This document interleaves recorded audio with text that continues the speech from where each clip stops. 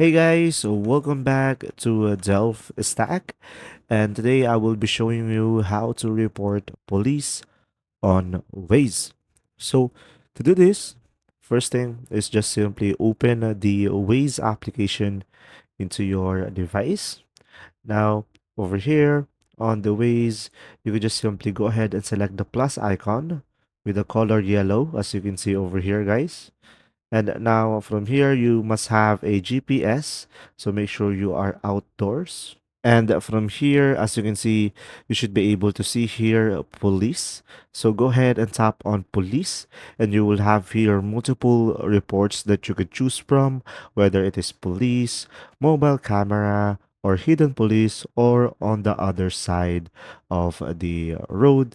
And from here, you will have a points because you reported and contributed to the ways that may help others as well. So pretty much from here, you should be able to mark it as a police, and people on the ways as well can see that there is a police on the specific location that you have submitted.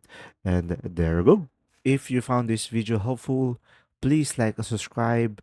And if you have any questions, just simply go ahead and comment down below, and we will do our best to answer them all.